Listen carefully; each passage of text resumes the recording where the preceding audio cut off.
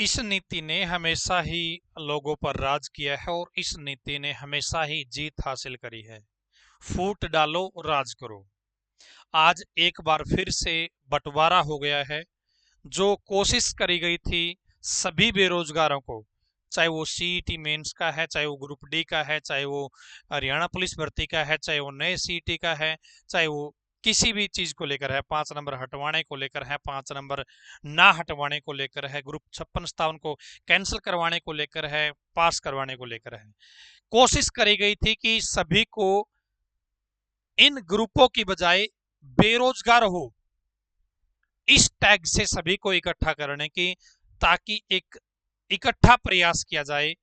और जो भर्तियों के अंदर गड़बड़ियां चल रही है, आज ऐसी एक भी भर्ती नहीं है जो बिना कोर्ट के हो पाई हो, या आज एक भी भर्ती नहीं है जो कोर्ट में ना पड़ी हो। जो इतने लंबे समय से भर्तियां नहीं हो रही है उसके पीछे यही कारण है कि सारी की सारी भर्तियां कोर्ट में अटकी पड़ी है। और उसमें सीधा सीधा हरियाणा सरकार जिम्मेवार है कि वो भर्तियां कोर्ट में अटकी पड़ी है। हरियाणा सरकार के पास एक साधन तो होगा ना, या तो उसको 56-57 को पास करवाने के लिए अच्छी पैरवी कर सकती है, या उसको रद्द करवाने के लिए, कैंसिल करवाने के लिए उसको अच्छी पैरवी उसकी की जा सकती है। 5 नंबर देने के लिए अच्छी पैरवी कर सकती है, या फिर 5 नंबर हटने के लिए पैरवी अच्छी कर सकती है, ताकि भर्तियां कोर्ट से बाहर निकल जाए। लेकिन सरकार की तरफ से अच्छी तरीके से पैरवी नहीं की जा रही। इसी तरीके से, इसी वजह से सारी की सारी भर्तियां कोर्ट में अटकी पड़ी है। कोशिश ये थी कि एक ही नारा हो सभी युवाओं का, जब 13 तारीख को जींद के अंदर इकट्ठा हुआ जाए और कहा जाए कि हरियाणा का युवा करे पुकार, हर भर्ती हो कोर्ट से बाहर। ये नारा होना चाहिए था, लेकिन अब युवा फिर से बट गए हैं। कोई 56-57 के लिए हो गया है, कोई टीजीटी के लिए हो गया है, कोई ग्रुप डी के लिए हो गया है, कोई फायर के लिए हो गया है। और 13 तारीख के दिन ही टीजीटी वाले साथियों ने अलग से अपना धरने का वो रख लिया है प्रोग्राम। सीईटी वाले और धरना दे रहे हैं, 56-57 वाले और धरना दे रहे हैं। कैसे आप लोगों को कामयाबी मिलेगी इस तरीके से? आप तो फिर ये मान रहे हो कि मैं तो टीजीटी का हूं, मैं तो ग्रुप डी का हूं, मैं तो 56-57 का हूं। आपने अपने आप को तो ये माना ही नहीं कि आप बेरोजगार हो।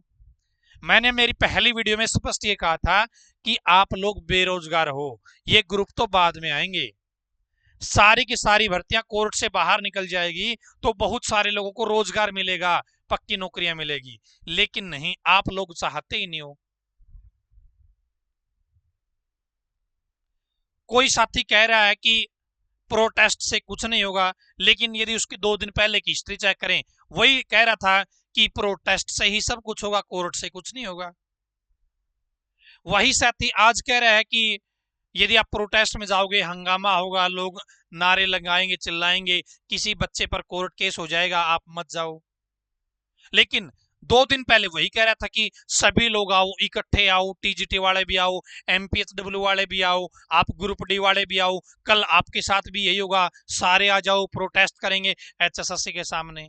क्या उस दिन ये चीज नहीं दिख रही थी कि भाई एचएसएससी के सामने बैठना भी तो गलत है, यदि आप प्रोटेस्ट कर रहे हो तो वहां पे उस दिन बच्चों के ऊपर कोर्ट केस नहीं होता? यार इस तरीके से तो मतलब ऐसा लग रहा है कि आप कुछ होने ही नहीं दोगे। आप यहां पर इस बार कोशिश हो रही थी, सभी लोग मिलकर ये कोशिश कर रहे थे कि सभी को इकट्ठा किया जाए, लेकिन इस बार फिर वहां पे ये दिक्कत आ गई कि टीजीटी वाले अलग करेंगे, 5 नंबर हटाने वाले अलग करेंगे, 5 नंबर लेने वाले अलग करेंगे, 56-57 वाले अलग करेंगे। प्रोटेस्ट होगा, किसी पे कोर्ट केस हो जाएगा। अरे कल को आप लोग 20-25 दिन, 1 महीना जब प्रोटेस्ट किए हुए थे, तब ये चीज नहीं हो सकती थी क्या? तब भी युवाओं के साथ तो हो सकता था ये, किसी के ऊपर कोर्ट केस हो जाता, तब ये चीज नहीं दिख रही थी। हम हमेशा अपने बारे में क्यों सोचते हैं? जब अपने ऊपर आई तब कभी तो बोल दिया कि कोर्ट कुछ करेगी, कभी बोल दिया प्रोटेस्ट से ही कुछ होगा, कोर्ट से कुछ नहीं होगा। एक स्टैंड लिया ही नहीं जा रहा किसी के द्वारा। इस तरीके से भाई बेरोजगारी की जो चल रही है ना, ये सिचुएशन बनी हुई है, ये सिचुएशन सही से सुधर नहीं पाएगी जब तक आप लोग इकट्ठे नहीं होंगे। मैं इसके ऊपर 2 या 3 वीडियो पहले बना चुका हूं। 13 तारीख को जींद के अंदर प्रोटेस्ट है, बच्चे इकट्ठा हो रहे हैं और सभी की मांग एक ही रहेगी कि जितनी भी भर्तियां कोर्ट में अटकी हुई है, अब जितनी भर्तियां सारी कोर्ट में अटकी है, इसके अलावा कोई भर्ती चल ही नहीं रही है, तो इन भर्तियों को कोर्ट से बाहर निकालना है। फैसला चाहे सरकार के पक्ष में आओ, बच्चों के पक्ष में आओ, जिसने कोर्ट केस किया है उसके पक्ष में आओ, चाहे किसी के पक्ष में आओ, लेकिन कोर्ट से भर्तियां बाहर निकलेगी तो ऑप्शन खुल जाएंगे, भर्तियां हो जाएंगी, दोबारा भर्तियां आ पाएंगी, नए नए बच्चे अपीयर हो पाएंगे। लेकिन ये चीज समझ में नहीं आ रही है। कब ये चीज समझ में आएगी कि जिस तरीके से चीजें चल रही है ना, ये तो जैसे सरकार सोच रही है ना आप लोगों को चलाना, वैसे आप लोग चल रहे हो, ग्रुपों में बट गए, फूट डाल के सरकार राजनीति कर रही है, अपनी राज किए जा रही है, और वही काम आप ग्राउंड लेवल पर हो रहा है। इस तरीके से कामयाबी नहीं मिलेगी मेरे भाई, इकट्ठा होके आना पड़ेगा, अदरवाइज बात नहीं बनेगी। और अब तो लोग आपस में ग्रुप ग्रुप वाले खेल रहे हैं कि तुम मुझसे माफी मांगो, दूसरे कहते किस बात की माफी, तीसरा कहता माफी तो मांगनी पड़ेगी वरना हम साथ नहीं आएंगे। अब ग्रुप वाले यूट्यूबर बोल रहे कि तुम मेरी डिमांड मानो, तुम मेरी डिमांड मानो तब हम आएंगे। कमाल हो गया भाई। जब दो यूट्यूबर आपस में बात करते हैं तो बोलते हैं कि तुम्हें मेरी डिमांड माननी पड़ेगी, जब बच्चों के सामने आ जाता है तब बोलते हैं कि हम तो बच्चों की डिमांड लिए बैठे हैं।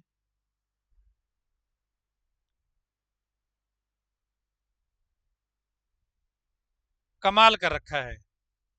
बाकी इस तरीके से बात नहीं बनेगी जब तक आप इकट्ठे नहीं आओगे। 13 तारीख को सिर्फ एक ही नारा होना चाहिए। यदि आप लोग वहां पे जा रहे हो तो मैं सभी ग्रुप वालों को भाई को थोड़ा सा यहाँ पे एडवाइस देना चाहूंगा, वहां पे आप ये नाम ही मत लो कि मैं सीईटी का कैंडिडेट हूं, मैं टीजीटी का कैंडिडेट हूं, मैं एमपीएचडब्ल्यू का कैंडिडेट हूं। आप सिर्फ ये बात बोलो कि हमें भर्ती कोर्ट से बाहर निकालनी है, बस। यदि आप वास्तव में ये चाहते हो कि रोजगार के ऑप्शन खुले हरियाणा में, यदि आप इस डिमांड को नहीं लेके चलते हो, इस नारे को साथ में लेकर नहीं चलते हो, तो सीधा सीधा मतलब है कि आप अपने अपने भर्तियों को लेकर हो, अपने अपने स्वार्थ को लेकर हो।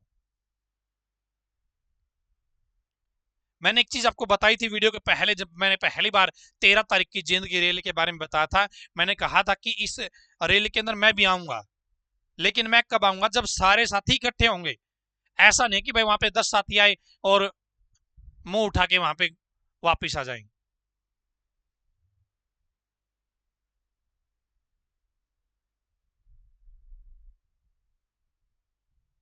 और कहीं ना कहीं इस तरीके से फ्लॉप होता है आपका आंदोलन, आपका प्रोटेस्ट फ्लॉप होता है यदि ये मैसेज जा रहा है तो।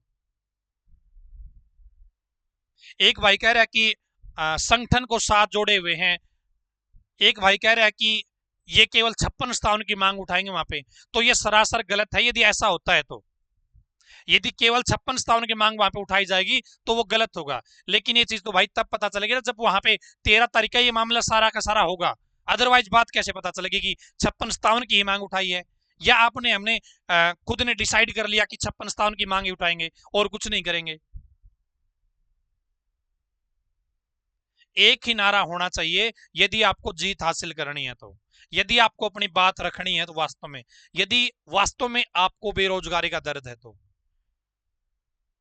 हरियाणा का युवा करे पुकार, हर भर्ती हो कोर्ट से बाहर, सिर्फ एक ही नारा होना चाहिए।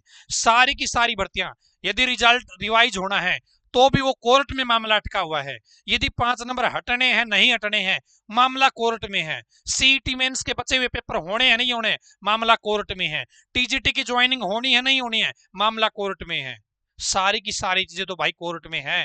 फिर आप डायरेक्ट एक ही बात क्यों नहीं कह सकते सरकार के सामने कि हमें भर्तियां कोर्ट से बाहर चाहिए? जब तक आप, मैं 56 वाला कैंडिडेट हूं, मैं टीजीटी वाला कैंडिडेट हूं, किसी ने टीजीटी के नाम से वीडियो बना दी तो आप बोल रहे हो धन्यवाद आपने टीजीटी की मांग उठा दी। किसी ने सीईटी के नाम से वीडियो बना दी, धन्यवाद आपने सीईटी की मांग उठा दी। किसी ने फायरमैन के नाम से वीडियो बना दी, आपने धन्यवाद फायरमैन की वीडियो बना दी। जब तक कॉमन मांग नहीं होगी, जब तक एक ही विषय नहीं होगा कि हरियाणा का युवा करे पुकार, भर्ती कोर्ट से बाहर करो सरकार, जब तक बात नहीं बनेगी मेरे भाई। मैं इस बार सोच रहा था कि मैं आऊंगा, क्योंकि ये रियलिटी में दर्द था कि भाई मामला कोर्ट में है और लंबे समय से है और कहीं ना कहीं कमियां हैं, बच्चों के साथ खड़े होते हैं। लेकिन वही बात आ गई, फिर से बंटवारा कर लिया आप लोगों ने, कोई टीजीटी का बन गया, कोई ग्रुप डी का बन गया, कोई पुलिस का बन गया, कोई फलाने का बन गया, कोई दिकड़े का बन गया।